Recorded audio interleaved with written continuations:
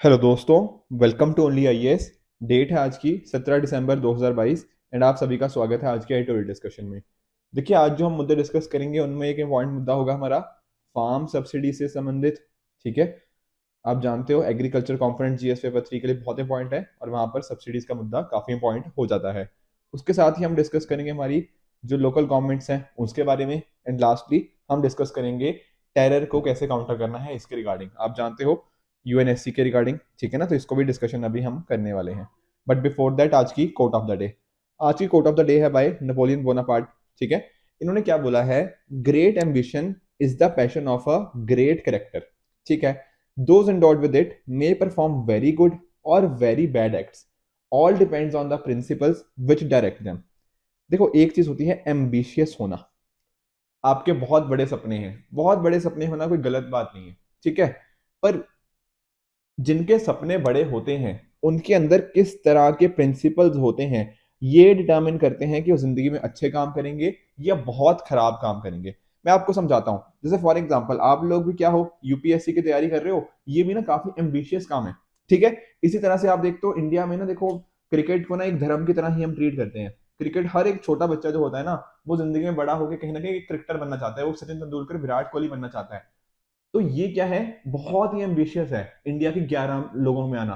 ठीक है ना, तो इस तरह से एम्बिशियस होना एक आपके करेक्टर को दर्शाता है, पर आप उस एम्बिशन को किस तरह से यूज करते हो वो डिटरमिन करता है कि आप बहुत अच्छे काम करोगे बहुत खराब काम करोगे। एग्जाम्पल समझते हैं। देखो, जैसे फॉर एग्जाम्पल हम खराब काम की तरफ चलते हैं। पहले आप सभी ने हिटलर का नाम सुना है? बिल्कुल सुना है। क्या हिटलर एम्बिशियस नहीं था? बिल्कुल था, बहुत एम्बिशियस था। पर था पता क्या, उसके प्रिंसिपल्स ठीक नहीं थे, इंटीग्रिटी ठीक नहीं थी, मॉरल वैल्यूज अच्छी नहीं थी। इसकी वजह से क्या हुआ, एम्बिशन होने के बावजूद इसने उस एम्बिशन को गलत तरह से यूज किया और उसने देखो दुनिया में कितनी ज्यादा डिस्ट्रक्शन कॉज करी।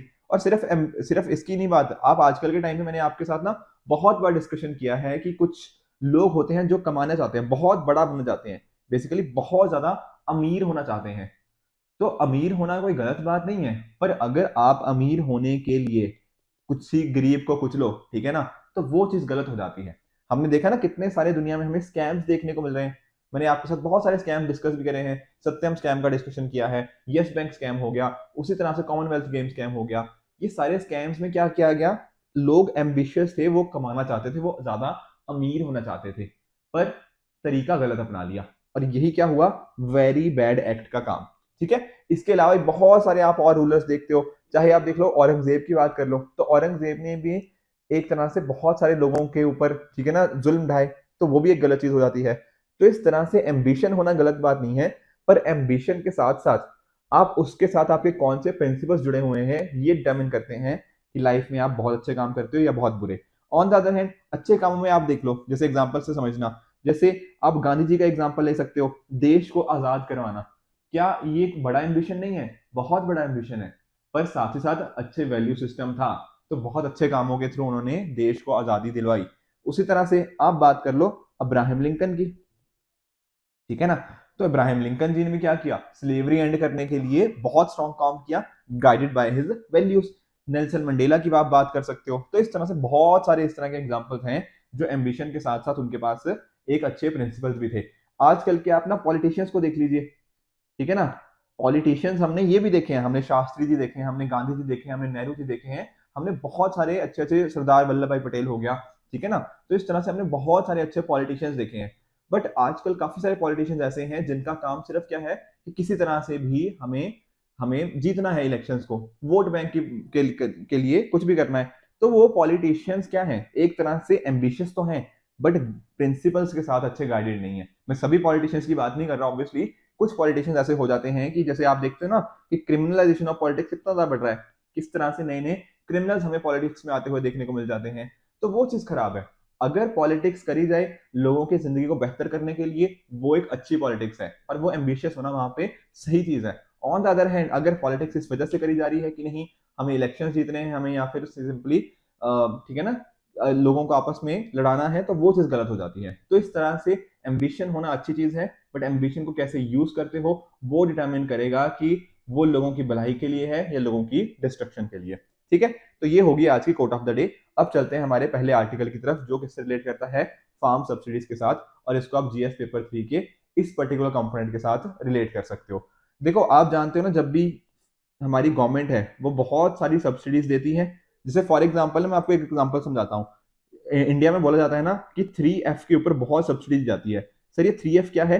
3F में आ जाता है हमारा फूड आ जाता है, फिर खाने को लेके आप जानते हो सब्सिडी दी जाती है। हमारा जो फर्टिलाइजर आ जाते हैं, हमने डिस्कशन भी करी है कि यूरिया हो गया, डायमोनियम फॉस्फेट हो गया, म्यूरेट ऑफ पोटैश हो गया, इस तरह के जो अलग अलग एग्रीकल्चर के अंदर फर्टिलाइजर लगते हैं वहां पर हमारी गवर्नमेंट सब्सिडी देती है। उसी तरह से तीसरी चीज होती है हमारी फ्यूल के ऊपर। फ्यूल बेसिकली जो पेट्रोलियम वगैरह हो गया, इनके ऊपर बहुत ज्यादा हमारा ना गवर्नमेंट खर्च करती है इन 3F के ऊपर, फूड, फर्टिलाइजर एंड फ्यूल। अभी क्या हुआ है कि हमारे जो पार्लियामेंट, बेसिकली जो हमारी गवर्नमेंट ने खर्च करना था ना 2022-23 के लिए, वो लगभग 3,17,000 करोड़ था। पर अभी गवर्नमेंट ने क्या किया है, गवर्नमेंट ने एक नया अप्रूवल मांगा है कि 2,14,000 करोड़ हम और खर्च करना चाहते हैं इन पर्टिकुलर सब्सिडीज के लिए। बेसिकली ना जो हमारा टारगेट था, हमने सोचा था कि इतना खर्च करेंगे, उससे कहीं ज्यादा हम खर्च करने वाले हैं ऑन द सब्सिडीज। इसमें अगर आप देखोगे तो फर्टिलाइजर के लिए लगभग 1,00,000 करोड़, 80,000 करोड़ फूड का, और बाकी आपका पेट्रोलियम या फिर फ्यूल के ऊपर खर्च हो रहा है। अब देखो जो फार्म सब्सिडीज है, काफी डिबेटेबल चीज है। क्यों डिबेटेबल है? डेफिनेटली इसके ना बहुत सारे पॉजिटिव्स हैं। अगर आप फर्टिलाइजर के ऊपर सब्सिडी देते हो तो पॉजिटिव भी बहुत सारे हैं, पर बहुत सारे इसके नेगेटिव्स भी देखने को मिल जाते हैं। देखो रियलाइज करो, इंडिया में ना किसानों को हमें हेल्प करनी है। अब हेल्प करनी है क्यों? क्योंकि एक तो बारिश के ऊपर डिपेंडेंसी है, ठीक है ना, ऊपर से हमारे यहाँ पे जो क्रॉप्स हैं बेसिकली वो उतना हर जगह नहीं ग्रो कर पाएंगी, ठीक है, हर जगह पे सॉइल की फर्टिलिटी उतनी अच्छी नहीं है, तो हमारे फर्टिलाइजर पे सब्सिडी तो होनी चाहिए। पर अगर इस सब्सिडी को हमने गलत तरह से यूज किया या फिर जरूरत से ज्यादा यूज किया तो क्या हो जाता है, उसके नेगेटिव कॉन्सिक्वेंसेज भी हमें देखने को मिल जाते हैं। तो जरूरत क्या है, इन पर्टिकुलर सब्सिडीज को ना थोड़ा रैशनलाइज किया जाए ताकि इंश्योर किया जा पाए कि सब्सिडीज का पॉजिटिव बेनिफिट हमें देखने को मिले और जो नेगेटिव कॉन्सिक्वेंसेज है उनसे हम बच पाए। आई बात समझ में? ठीक है, अब जरा देख लेते हैं कि फार्म सब्सिडीज के अलग अलग कौन से प्रकार होते हैं। एक इंपॉर्टेंट है that is direct and indirect subsidy. बहुत ही सिंपल सा मीनिंग है। देखो डायरेक्ट का मीनिंग क्या है, आपको डायरेक्टली कैश की फॉर्म में उसका बेनिफिट दिया जा रहा है। जैसे आप जानते हो, देखो पीएम किसान स्कीम के बारे में। अब पीएम किसान स्कीम के अंदर क्या होता है, हमारी जो गवर्नमेंट है बेसिकली हर चौथे महीने, ठीक है, 2-2 हजार रुपया किसानों के बैंक अकाउंट में डाल देती है। ये क्या हुआ, किसानों को डायरेक्टली उनके हाथ में पैसा दे दिया कि आप लो 2,000 रुपए, आपको जहां पर भी खर्च करना है इसको, जैसे फॉर एग्जाम्पल सीड्स खरीदने के लिए, कुछ और इनपुट्स के लिए, कुछ फर्टिलाइजर्स के लिए, यहां पर जो भी आप खर्च करना चाहो इस 2,000 रुपए से खर्च आप कर सकते हो। तो ये क्या हुआ, एक तरह से डायरेक्ट सब्सिडी, आपको कैश की फॉर्म में आपको पैसा दे दिया गया, डायरेक्ट बेनिफिट ट्रांसफर भी आप एक तरह से इसको कह सकते हो। ऑन द अदर हैंड दूसरा होता है हमारे पास इनडायरेक्ट सब्सिडी। यहां पर क्या होता है कि एक तरह का ना डिस्काउंट दे दिया जाता है। डिस्काउंट किस तरह का, मैं समझाता हूं। जैसे मान लो कोई फर्टिलाइजर है, वो मार्केट में 100 रुपए का बिक रहा है। अब हमारी गवर्नमेंट क्या करेगी, बोलेगी कि नहीं, आपको किसानों को वो चीज 70 रुपए की मिल जाएगी। तो 30 रुपए यहाँ पे क्या हुए, 30 रुपए क्या हुए, एक तरह की सब्सिडी तो हुई। तो इसी को क्या बोल देते हैं, इनडायरेक्ट सब्सिडी। यहां पर क्या होता है, एक तरह का डिस्काउंट दे दिया जाता है। डायरेक्ट में क्या था, डायरेक्टली कैश आपको उस तरह से दिया जाता है, डायरेक्ट बेनिफिट ट्रांसफर हो गया, बेसिकली आपको पैसे दे दिए, आप उसको अब स्पेंड कर सकते हो। ये फर्क होता है डायरेक्ट और इनडायरेक्ट सब्सिडी में। मैं क्यों इसको इतना ज्यादा एक्सप्लेन कर रहा हूं, क्योंकि यूपीएससी में प्रीवियस ईयर क्वेश्चन इसके ऊपर आ गया है, और अगर आप सिलेबस को ढंग से देखते हो ना, ये डायरेक्टली वर्ड मेंशन है, डायरेक्ट एंड इनडायरेक्ट सब्सिडीज, तो हमें समझना इसका जरूरत हो जाती है। उसी तरह से एक होते हैं एक्सप्लिसिट, एक होता है इम्प्लिसिट। अब सर इसका मीनिंग क्या है, देखो एक्सप्लिसिट जो होता है ना, वो आपको एक तरह से डायरेक्टली जो फार्मर है ना उनको एग्रीकल्चर प्रोडक्ट्स के लिए प्रोवाइड किया जाता है। ऑन द अदर हैंड जब मैं बात करता हूं इम्प्लिसिट की, वहां पर फार्मर को वो पैसा प्रोवाइड नहीं किया जाता, बल्कि उनके लिए एक्स्ट्रा कॉस्ट को कट कर दिया जाता है। मैं आपको एग्जांपल समझाता हूं। जैसे मान लो कि फर्टिलाइजर खरीदने हैं, ठीक है, तो वहां पर क्या किया, हमारी सरकार ने कुछ डायरेक्टली उनको बेनिफिट दे दिया, एक्सप्लिसिटली अलग से ना उनको बता दिया कि हाँ हम आपको ये चीज दे रहे हैं। पर ऑन द अदर हैंड अगर मान लो आपका बिजली का बिल था, बिजली के बिल में कुछ कटौती कर दी, या फिर आपको बोला कि अच्छा आपको लोन चाहिए, आपको लोन ना अगर 9% में मिलना था तो किसानों को 9% की जगह हमने 7% में दे दिया। यहां पर इससे क्या हुआ, यहां पर अलग से आपने कोई फर्टिलाइजर के ऊपर सब्सिडी नहीं दी, नहीं, आपने क्या किया, आपने उनका बस लोन सस्ता कर दिया। अब लोन सस्ता होने से क्या हुआ, इम्प्लिसिटली आपने उनको सब्सिडी दे दी। क्यों? क्योंकि उनकी इनपुट कॉस्ट कम हो जाएगी ना। एक्सप्लिसिट के अंदर क्या होता है, आप किसी प्रोडक्ट पे कॉरस्पॉन्डिंग चीजें का दाम कम करते हो। जैसे फर्टिलाइजर 100 रुपए में था तो 70 रुपए में दे दिया, अब फर्टिलाइजर को डायरेक्टली यूज कर लेंगे। बट इम्प्लिसिट के अंदर क्या होता है, आपको चीजें सस्ते रेट पे मिल जाती है, जैसे फॉर एग्जाम्पल लोन वगैरह हो गया, ठीक है ना। तो इम्प्लिसिटली आप उनको बेनिफिट कर रहे हो, उनकी जो कॉस्ट लगनी थी उसको कम कर रहे हो। यहाँ पर कोई पैसा नहीं प्रोवाइड करते इम्प्लिसिट के अंदर। आई बात समझ में। उसी तरह से एक होती है आउटपुट सब्सिडी। ये क्या होता है, आप जानते हो एमएसपी के बारे में, ठीक है। हमारी अलग अलग जो फसलें हैं, जैसे वीट हो गया, पैडी हो गया, इनके लिए हमारी गवर्नमेंट क्या करती है, मिनिमम सपोर्ट प्राइस अनाउंस करती है। ये भी क्या है, एक तरह की सब्सिडी ही तो है कि आपने कोई चीज प्रोड्यूस करी, कम से कम इतना पैसा तो आपको मिलेगा ही मिलेगा। तो यहाँ पर भी क्या हुआ, एक तरह की सब्सिडी ही तो इनको मिल रही है। तो इस तरह अलग अलग तरह की सब्सिडीज हो सकती हैं। अब एक बार इन सभी के बेनिफिट्स देख लेते हैं। बेनिफिट्स क्या है, हमारे फार्म की इनकम, ठीक है ना। जैसे फॉर एग्जांपल हमारे प्रधानमंत्री जी का भी एक विजन था कि हम क्या करना चाहते हैं, हमारी किसानों की आय बढ़ाना चाहते हैं, उनको दुगना करना चाहते हैं। तो वहां पर क्या होगा, दुगनी आय कैसे हो सकती है, वो तभी होगी ना जब उनको जो इनपुट्स हैं वो कम कॉस्ट पे मिले, ठीक है ना, और आउटपुट उनका एश्योर्ड हो। आउटपुट एश्योर्ड कैसे कर दिया हमने, एमएसपी के थ्रू। और इनपुट कैसे इंश्योर कर दिए, ये जो अलग अलग तरह की हमने, जैसे पीएम किसान हो गया या और हमने अलग अलग तरह की सब्सिडी के रिगार्डिंग स्कीम्स लगा रखी हैं। तो इन सभी से फार्म इनकम हमने सपोर्ट कर दी। बाकी देखिए फूड सिक्योरिटी, ठीक है। आप जानते हो कि ना इंडिपेंडेंस के कुछ साल बाद तक हम लोग काफी ज्यादा इंपोर्ट के ऊपर डिपेंडेंट थे। जैसे आप जानते हो वीट ना उस टाइम पे यूएसए से इंडिया में आती थी, इंडिया में फूड की शॉर्टेज हो जाती थी। पीएल 480 प्रोग्राम के अंदर हम यूएसए से फूड मंगाते थे, वीट मंगाते थे, बेसिकली वीट को इंपोर्ट किया जाता था। अब अगर आप रियलाइज करो, अगर फार्म सब्सिडीज होंगी, अगर एमएसपी मान लो हम दे रहे हैं और चीजें दे रहे हैं, उससे क्या होगा, किसान ज्यादा से ज्यादा उन फसलों को उगाएंगे डेफिनेटली, और उससे क्या होगा, हमारे देश में फूड सिक्योरिटी बनी रहेगी। उसके साथ ही देखो, अगर हमने इनकम डिवाइड को ब्रिज करना है, आप देखते हो अमीर किस तरह से ज्यादा अमीर होता जा रहा है, गरीब किस तरह से ज्यादा गरीब हो रहा है। अगर कहीं ना कहीं इन दोनों को ब्रिज करना है तो वहां पर रोल किसका आता है, सब्सिडीज का। सब्सिडीज क्या करती हैं, किसानों की हेल्प करती हैं, तो जो गरीब किसान है वो भी तो आगे आ पाएंगे, राइट। तो इस तरह से इनकम इंपॉर्टेंस के लिए भी इनकी काफी ज्यादा महत्वता हो जाती है। साथ में ही इकोनॉमिक ग्रोथ, ठीक है ना। आप जानते हो कि हमारे 3 सेक्टर होते हैं, एग्रीकल्चर, इंडस्ट्री और सर्विसेज। अगर किसी देश की जीडीपी को आगे बढ़ना है तो एग्रीकल्चर को भी तो आगे बढ़ना ही पड़ेगा डेफिनेटली। तो एग्रीकल्चर को भी यहाँ पर हेल्प मिल जाती है इसके साथ ही, और हमारी जीडीपी और एम्प्लॉयमेंट के साथ भी काफी स्ट्रॉन्ग इसका लिंकेज है। बाकी अच्छा खाना मिलेगा तो डेफिनेटली माल न्यूट्रिशन हो गया, इन्फेंट मोर्टेलिटी रेट हो गया, इस तरह की सभी चीजों को हम टैकल कर पाएंगे। ह्यूमन डेवलपमेंट में हम इंप्रूवमेंट देख सकते हैं। उसके साथ ही आप रियलाइज करो, बहुत सारे ना हमारे सस्टेनेबल डेवलपमेंट गोल्स हैं। जैसे एसडीजी 1 की बात करें तो नो पॉवर्टी हो गया, ठीक है ना। एसडीजी 2 की बात करें, जीरो हंगर, ठीक है ना। SDG 3 good health and wellbeing. इस तरह से बहुत सारे हमारे सस्टेनेबल डेवलपमेंट गोल्स हैं जो कि हम अचीव कर सकते हैं अगर हम फार्म सब्सिडीज को अच्छे से यूज करें। तो ये तो हो गए सर पॉजिटिव्स, पर बहुत सारे ना इसके साथ नेगेटिव्स भी एसोसिएटेड है, बेसिकली कुछ कंसर्न्स भी हैं। वो क्या है, पहला तो देखो सिंपली यही है कि फिस्कल बर्डन हमारा, आप अभी देखा ना बजट के अंदर किस तरह से हमारी गवर्नमेंट ने जो 3,17,000 करोड़ 2022-23 के लिए एलोकेट किया था, अब उसके अलावा 2,14,000 करोड़ हम और करने वाले हैं। तो इससे क्या हो रहा है, गवर्नमेंट का खर्चा बहुत ज्यादा बढ़ रहा है। अगर आप नोटिस करोगे ना तो फार्म सब्सिडीज लगभग 2% है इंडियन जीडीपी का, और टोटल फार्म इनकम का 21% तो यहीं पे सब्सिडीज के ऊपर ही जा रहा है।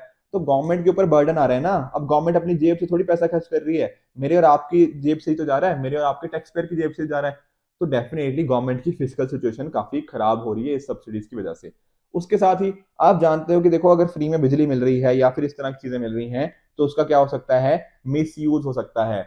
इलेक्ट्रिसिटी दी थी ताकि इरिगेशन किया जा पाए, पर दिन रात बिजली चली जा रही है, दिन रात मोटर पंप चले जा रहे हैं, तो उससे काफी उसका मिसयूज हो जाता है। या फिर कई बार हो सकता है कि हमने पानी या फिर जो बिजली दी थी वो एग्रीकल्चर पर्पस के लिए दी थी, पर किसानों ने क्या कर लिया, उसको अपने पर्सनल यूज के लिए मिसयूज कर लिया। तो ये सारे इश्यूज भी इसके साथ डेफिनेटली आ सकते हैं। उसके साथ ही आप जानते हो, अभी थोड़े दिन पहले ना हम फर्टिलाइजर सब्सिडी के ऊपर जिक्र भी किया था, तो यहाँ पर हमें देखने को मिलता है कि यूरिया का एक्सेसिवली ओवर यूज कर लिया जाता है, या फिर डाई अमोनियम फॉस्फेट का एक्सेसिवली यूज हो रहा है। तो जो हमें सॉइल की फर्टिलिटी थी या फिर सॉइल के अंदर जो न्यूट्रिएंट की रेशियो थी, नाइट्रोजन, फास्फोरस और पोटेशियम की, हमें कितनी मेंटेन करनी थी, 4:2:1। पर हमने बहुत ज्यादा यूरिया को यूज कर लिया, तो नाइट्रोजन बहुत ज्यादा हो गया हमारी सॉइल के अंदर, उसकी वजह से सॉइल की फर्टिलिटी काफी खराब हो जाती है। एंड साथ ही साथ इससे क्या होता है, सॉइल पोल्यूशन तो होता ही है, पर अगर वो बारिश के साथ वो जब फर्टिलाइजर साथ में बह जाते हैं तो वाटर पोल्यूशन को भी कॉज कर सकते हैं, ठीक है। ग्राउंड वाटर लेवल को भी हमारे काफी नुकसान हो सकता है। इसके साथ ही इनइक्वालिटी, देखो अक्सर ऐसा देखा गया है ना, ये जो अलग अलग सब्सिडीज हैं ये लार्ज और फार्मर्स को आसानी से मिल जाती हैं, पर हमने देनी किसकी होती, स्मॉल एंड मार्जिनल फार्मर्स, तो उन तक ये चीजें पहुंच ही नहीं पाती। इसके अलावा क्रॉपिंग पैटर्न हमारा डिस्टॉर्ट हो जाता है, ठीक है, हम मोनोक्रॉपिंग की तरफ बढ़ने लग जाते हैं कि अच्छा हमें सब्सिडी किसके ऊपर मिल रही है, बेसिकली एमएसपी मिल रहा है अगर वीट और पैडी के ऊपर, तो हम सिर्फ इसी को ही उगाएंगे, बाकी चीजें जैसे पल्सेस हो गया, मेज हो गया, वेजिटेबल्स हो गया, ये सारी चीजें पीछे छूट जाती हैं। तो क्रॉपिंग पैटर्न काफी मोनोक्रॉपिंग की तरफ चला जाता है। जो हम बात करते थे एग्रीकल्चर डाइवर्सिफिकेशन की, वो चीज नहीं हो पाती। उसके साथ ही करप्शन एंड लीकेज, देखो एक पॉइंट चीज हो जाती है कि बीच में ना कुछ लोग खा गए पैसा, ठीक है ना, जो चीज देनी थी आखिर ये किसान तक पहुंचनी थी उसकी बेनिफिट नीचे तक नहीं पहुंच पाते, बहुत सारे एडमिनिस्ट्रेटर करप्ट हो जाते हैं। इसके साथ ही लीकेजेस भी बहुत सारी हो सकती हैं, जैसे फॉर एग्जाम्पल आपको एक रियलाइज करता हूँ कि मान लो एक किसान है या और एक दूसरा किसान है, अब होता क्या है, होना क्या चाहिए बेसिकली कि इस पर्टिकुलर पर्सन को बेनिफिट नहीं मिलना चाहिए और इस पर्टिकुलर पर्सन को बेनिफिट मिलना चाहिए, पर हमारे यहाँ बहुत सारे इंक्लूजन एंड एक्सक्लूजन एरर आ जाते हैं, ठीक है ना। बेसिकली देखो बेनिफिट किस हिसाब से मिलेंगे, एक तरह की लिस्ट बनेगी ना, तो लिस्ट के में जिसका नाम होगा उसको बेनिफिट दे दी जाएंगे, पर अक्सर ऐसा देखा गया है इस लिस्ट के अंदर ना जिन किसानों का नाम होना चाहिए उनका नाम नहीं होता और जिनका नहीं होना चाहिए उनका हो जाता है। आप लोग भी कई बार देखते हो ना कि मान लो कोई पर्सन बहुत अमीर है, ठीक है, अच्छे खासा करोड़पति है, पर इसका भी कई बार ना हमें देखने को मिलता है भी इसका भी बीपीएल कार्ड बना होता है, या फिर ये भी, ठीक है ना, इकोनॉमिकली वीकर सेक्शन के अंदर इन्होंने भी अप्लाई किया होता है। तो ये चीजें इस तरह के एक्सक्लूजन एंड इंक्लूजन में आ जाते हैं कि जिसको नहीं बेनिफिट मिलना चाहिए उसको बेनिफिट मिल रहे हैं, जिसको बेनिफिट मिलना चाहिए उसको नहीं मिल रहा। तो इस तरह के इश्यूज भी यहाँ पर फार्म सब्सिडीज के रिगार्डिंग देखे जाते हैं। उसके साथ ही वर्ल्ड ट्रेड ऑर्गेनाइजेशन डब्ल्यूटीओ के रिगार्डिंग बहुत सारे कंसर्न्स अक्सर उठते रहते हैं। किस तरह के कंसर्न्स, देखो रियलाइज करो कि अगर जैसे बात कर रहे हैं हम एमएसपी दे रहे हैं किसी को, अपने किसानों को एमएसपी दे रहे हैं, तो इससे क्या हो रहा है, हमारे किसानों का जो प्रोड्यूस है वो इंटरनेशनल मार्केट में किस रेट पे बिकेगी, वो कम रेट के ऊपर बिकेगी। ऑन द अदर हैंड मान लो दूसरी कंट्री है ब्राजील, अब ब्राजील ने एमएसपी नहीं दिया तो उनके किसानों के प्रोडक्ट किस रेट पे बिकेंगे, वो ज्यादा रेट पे बिकेंगे। तो एक प्रोडक्ट बिक रहा है ज्यादा रेट पे और वही सेम प्रोडक्ट इंडिया का बिक रहा है कम रेट पे, तो मार्केट में डिमांड किसकी होगी, इंटरनेशनल मार्केट में ऑब्वियसली इंडिया वाले की। इससे क्या हो रहा है, ब्राजील के जो फार्मर्स हैं उनको नुकसान हो रहा है। तो इस तरह की चीजों को क्या बोल देते हैं कि ट्रेड को डिस्टॉर्ट किया जा रहा है। तो डब्ल्यूटीओ के रिगार्डिंग भी कई बार कंसर्न आ जाते हैं इंडिया के एमएसपी के रिगार्डिंग। तो ये सारे कुछ इश्यूज होते हैं। अब इसका सर फ्यूचर में क्या कर सकते हैं, इसको टैकल करने के लिए टैकल यही कर सकते हैं कि ये सब्सिडीज को थोड़ा ना हम रैशनलाइज करें, जो इंपॉर्टेंट सब्सिडीज है डेफिनेटली उसको आसान से मैनेज करें, एंड अकॉर्डिंगली अगर हमें लगता है नहीं कुछ सब्सिडीज नहीं वर्क कर रही उनको हटाया भी जा सकता है। बाकी फॉरवर्ड एंड बैकवर्ड लिंकेजेस को हम स्ट्रॉन्ग करें, ठीक है ना, किसानों से किस तरह से हमारे फार्म से प्रोडक्ट जो है आखिर कस्टमर तक कैसे पहुंचे, वहां लिंकेज स्ट्रॉन्ग करें, फार्मर तक जो इनपुट्स हैं वो कैसे पहुंचे, तो इस तरह की हमें लिंकेजेस को बेहतर करना पड़ेगा।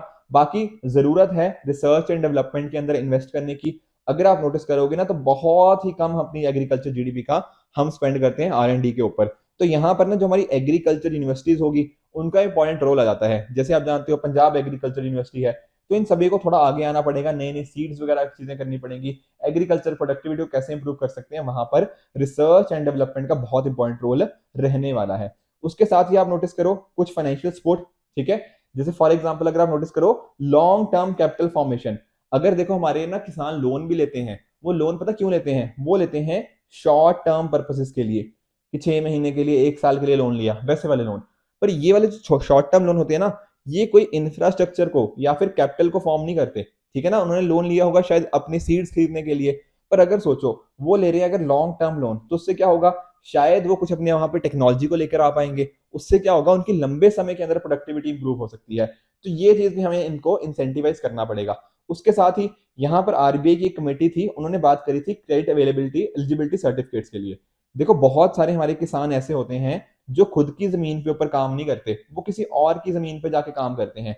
अब अगर किसी और की जमीन पर जाके काम कर रहे हैं तो उनको लोन मिलने में दिक्कत आती है। तो यहाँ पर आरबीआई कमेटी ने क्या बोला था कि क्रेडिट एलिजिबिलिटी सर्टिफिकेट होने चाहिए इन सभी के लिए, कि जो बंदे किसी दूसरे की जमीन पे जाके काम कर रहे हैं ना, तो एक तरह वहां पे उनको सर्टिफिकेट मिले एंड वो आसानी से लोन ले पाए। इस तरह की बातें भी यहाँ पे करी जा रही हैं। बाकी टेक्नोलॉजी हम यूज कर सकते हैं, ठीक है ना, जैसे आधार हो गया, डीबीटी हो गया, इसको यूज करते हैं जो मैंने बात करी थी ना, inclusion and exclusion error remove करने के लिए, कि किसी गलत बंदे को बेनिफिट दे दिए या फिर किसी सही बंदे को बेनिफिट ना मिले, उस चीज के एरर्स को हम रिमूव कर सकते हैं by the use of technology. इसके साथ ही सब्सिडीज को ना हमें टारगेट करना पड़ेगा। बेसिकली देखो हो सकता है कि एक एरिया जो है पंजाब के अंदर और एक एरिया मान लीजिए है ओडिशा के अंदर, क्या दोनों को सेम सब्सिडी मिलनी चाहिए? इसको हम अच्छे से टारगेट कर सकते हैं, रीजन स्पेसिफिक चीजें बनाई जा सकती हैं, फार्म स्पेसिफिक कि अच्छा इसकी 1 एकड़ जमीन है, इसको इतने बेनिफिट मिलने चाहिए, इसको 5 एकड़ है, इसको इतने बेनिफिट्स। उसके साथ ही क्रॉप स्पेसिफिक कि अच्छा राइस वाले को कम सब्सिडी देनी है या ज्यादा देनी है, शुगर वाले को कितनी सब्सिडी मिलनी चाहिए। तो इस तरह से crop specific, farm specific, area and region specific चीजें अगर हम करें तो सब्सिडीज को अच्छी तरह से हम टारगेट कर सकते हैं। बाकी आप नोटिस करिए इंटरनेशनल मेजर WTO कॉरस्पॉन्डिंग हमें एक तरह से जो डेवलपिंग कंट्रीज हैं उनके कंसर्न्स को एड्रेस करवाना पड़ेगा। जो हम बात करते हैं ना डी मिनिमस लेवल की, बेसिकली क्या होता है, आप जानते हो ट्रेड डिस्टॉर्टिंग कुछ चीजें होती हैं, तो यहाँ पर ना एक लिमिट दे रखी है कि डेवलप्ड कंट्रीज अपने यहाँ डोमेस्टिक सपोर्ट दे सकते हैं 5% तक की, और जो डेवलपिंग कंट्रीज हो सकती हैं वो सपोर्ट दे सकते हैं 10% तक की, ठीक है ना, अगर वो ट्रेड डिस्टॉर्टिंग भी हैं। तो इस तरह की चीजें हम आपस में मिलकर डिसाइड कर सकते हैं जिसमें डेवलपिंग कंट्रीज के कंसर्न्स को अच्छे से एड्रेस किया जा पाए। इसी तरह से अगर आप नोटिस कीजिए कि अगर हमारी गवर्नमेंट ओवरऑल स्टेप्स ले एग्रीकल्चर के अंदर रिसर्च एंड डेवलपमेंट के लिए, कैपिटल फॉर्मेशन के लिए, तो ओवर द टाइम हम क्या कर सकते हैं, हमारे एग्रीकल्चर की प्रोडक्टिविटी को इंप्रूव कर सकते हैं, और agriculture as a complete sector बहुत ज्यादा हमारी देश के लिए रेन्यूमरेटिव हो सकता है। ठीक है ना, तो काफी डिटेल में हमने समझने की कोशिश करी एग्रीकल्चर को। अब चलते हैं हमारे अगले मुद्दे की तरफ। दोस्तों चलते हैं हमारे दूसरे आर्टिकल की तरफ जो रिलेट करता है इफेक्टिव डेमोक्रेटिक डिसेंट्रलाइजेशन से रिलेटेड, और इसको आप जीएस पेपर 2 के डेवोल्यूशन ऑफ पावर्स वाले कंपोनेंट के साथ रिलेट कर सकते हो। देखो आप सभी जानते हो कि जो हमने लोकल बॉडीज की जब हम बात करते हैं, चाहे पंचायती राज इंस्टीट्यूशंस की बात कर लीजिए, अर्बन लोकल बॉडीज की बात कर लीजिए, तो आपको नोटिस करने को मिलेगा, देखो इसको ना लगभग हमें अब 30 साल होने वाले हैं। ये जो 73rd और 74th अमेंडमेंट हुआ ना, बेसिकली 11th हो गया और 12th शेड्यूल, हमने जब इसको इंक्लूड किया, ये कब हुआ है, ये 1992 और 1993 की बात है। ठीक है, बेसिकली अगले साल अप्रैल के अंदर हमें इसको 30 साल हो जाएंगे। अब अगर आप नोटिस करोगे तो देखो कोई आज के टाइम पे तो ये एवोल्यूशन नहीं हुई है, ठीक है, इसका ओवर द टाइम इवॉल्व होते रहे हैं। मैं आपको समझाता हूँ, अगर आपने देखो हिस्ट्री पढ़ी है ना, तो आई एम वेरी श्योर आपने ऋग्वेद के अंदर ये चीज पढ़ी होगी कि उस टाइम पर भी सभा होती थी, बेसिकली विलेज की एक सेल्फ गवर्निंग ऑर्गेनाइजेशन होती थी। तब इनको एक तरह से बाद में हमें देखने को मिला पंचायत का फॉर्म देखने को मिला। बेसिकली पंचायत किस वर्ड से बना है, 5 से ना, तो काउंसिल ऑफ 5, वो चीज हमें देखने को मिल गई। ठीक है, उसके बाद धीरे धीरे आप चाहे मॉडर्न एडमिनिस्ट्रेशन देख लो, गुप्ता एडमिनिस्ट्रेशन देख लो, कहीं कभी डिसेंट्रलाइजेशन ज्यादा हो गया, कभी कम हो गया, ये चीजें हमें देखने को मिलती हैं। उसके अलावा भी चाहे आप बात कर लीजिए ब्रिटिशर्स के टाइम पे, गवर्नमेंट ऑफ इंडिया एक्ट 1935, तो जो प्रोविंशियल गवर्नमेंट्स थे उनको रिस्पॉन्सिबल किया गया कि लोकल गवर्नेंस के लिए आप रिस्पॉन्सिबल हो। इवन अगर आप उसके बाद नोटिस करो पोस्ट इंडिपेंडेंस एज इन जो हमारे कॉन्स्टिट्यूशन की बात करें, तो आर्टिकल जो 40 है, बेसिकली जो डीपीएसपी था, तो डीपीएसपी में ये लिखा हुआ है कि जो स्टेट है वो ऑर्गेनाइज करेगी विलेज पंचायत को, और उनके पास पावर होंगी कि एक तरह से वो सेल्फ गवर्नमेंट की तरह फंक्शन कर पाए। ठीक है ना, डिफरेंट डिफरेंट हमारे यहाँ कमेटीज भी आई हैं, चाहे आप बात कर लो बलवंत राय मेहता कमेटी जी की, अशोक मेहता कमेटी, जीवी के राव कमेटी हो गया, ठीक है, या एलएम सिंघवी कमेटी, ये different different committees definitely local government के या सेल्फ गवर्नमेंट के रिगार्डिंग बनती रही हैं। उसके बेसिस पे फिर हमने ये 73rd 74th अमेंडमेंट आए हैं, और अब हम 30वीं एनिवर्सरी की तरफ अब बढ़ रहे हैं। तो ये इस तरह से हमारा ये जो स्ट्रक्चर था ओवरऑल इवॉल्व होता रहा है।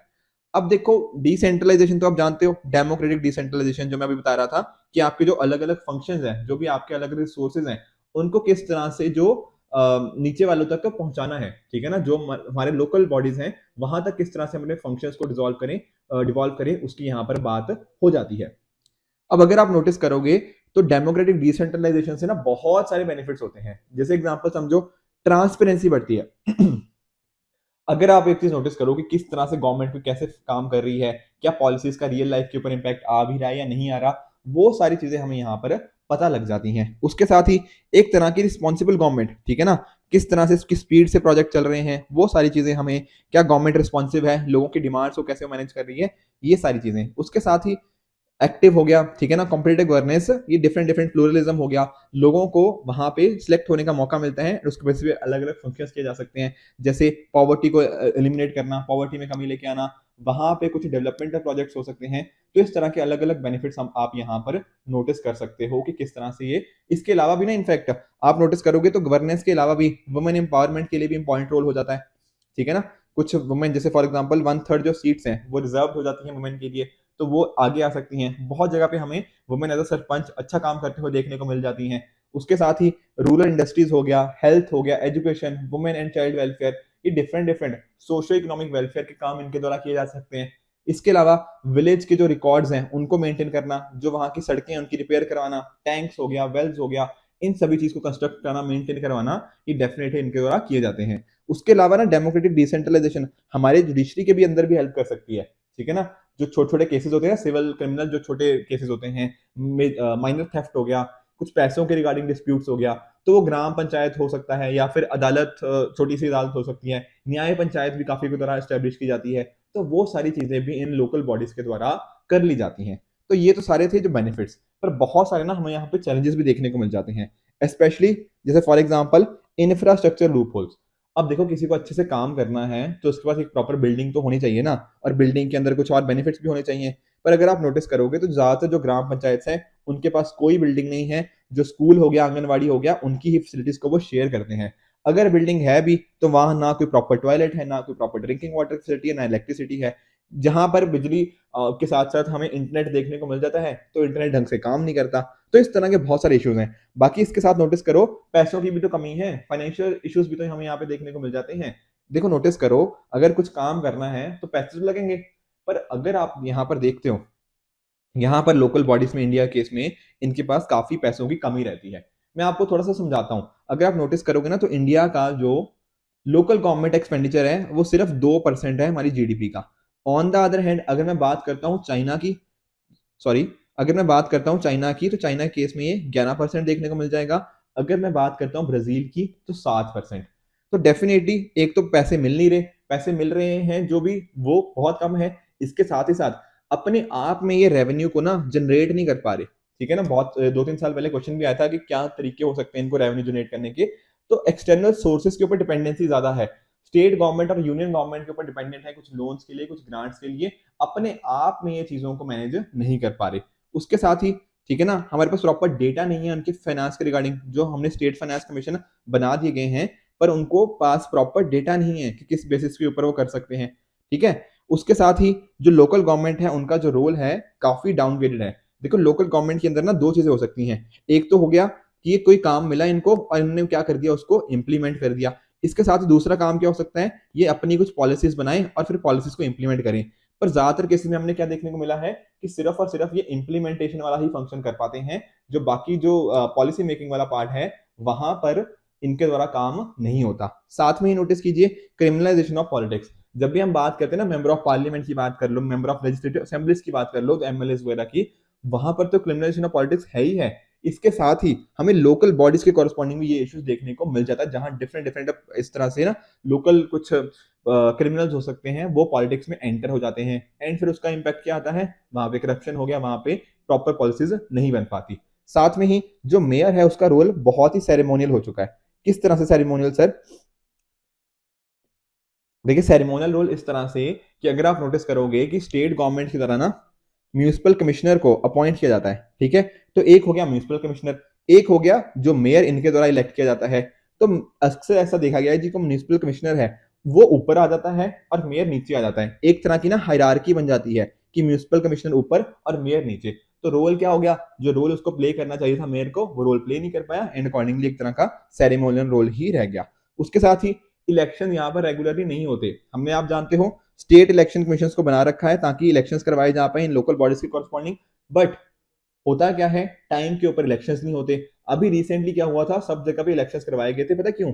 क्योंकि उनको पता था कि अगर जिन जिन लोगों ने, जिन जिन स्टेट्स ने लोकल गवर्नमेंट के इलेक्शंस करवा दिए उनको कुछ फंड मिलने वाले हैं। तो ग्रांट मिलने की वजह से ना उन्होंने इलेक्शन करवाए थे। पर अदरवाइज नॉर्मली हम देखते हैं इलेक्शंस होते ही नहीं है, इरेगुलर इलेक्शन है बहुत ज्यादा।